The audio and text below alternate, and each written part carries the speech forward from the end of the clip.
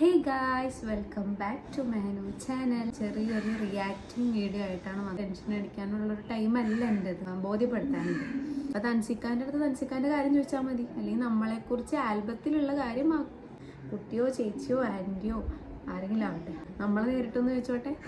തൻസിക്ക നല്ല രീതിക്ക് correct reply ആ പെണ്ണിനെ കൊടുത്തിട്ടുണ്ട്. അറിയണവർക്ക് മനസ്സിലാവും മേനൻ്റെ ക്യാരക്ടർ അങ്ങനെയാണ്. സൂസൈഡാന്ന് തെളിഞ്ഞ് ദുബായിൽ ഒരു കള്ളത്തരം നടത്താൻ പറ്റൂല. നമ്മുടെ നാട് പോലെയല്ല ദുബായ്, ഭയങ്കര സ്ട്രിക്റ്റാണ്. അവിടെ പോയവർക്കും അവരറിവുള്ളവർക്കും നല്ല രീതിക്ക് അറിയാൻ പറ്റും.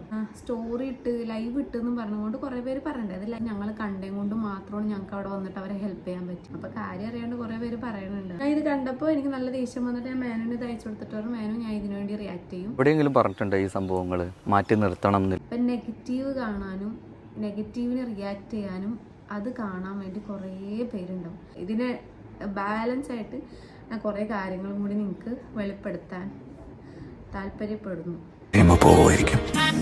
ഞാൻ പറയുന്നത് കേൾക്കുന്നുണ്ടോ? കോടതിയുടെ പരിഗണനയിൽ ഇരിക്കുന്ന വിഷയമാണ് ഇതും കോടതിയുടെ പരിഗണനയിൽ ഇരിക്കുന്ന വിഷയം. കോർട്ടിൽ പ്രൂവ് ആയത് സൂസൈഡാണെന്ന്, പോസ്റ്റ്മോർട്ടത്തിൽ പ്രൂവ് ആയത് സൂസൈഡാണെന്ന്. പിന്നെ ഭർത്താവിൻ്റെ കാരണം കൊണ്ട് മാത്രം ഒരു പെണ്ണ് മരിക്കണം എന്നില്ല. അതിനുള്ള കാര്യങ്ങൾ ഞാൻ പറഞ്ഞു തരാം.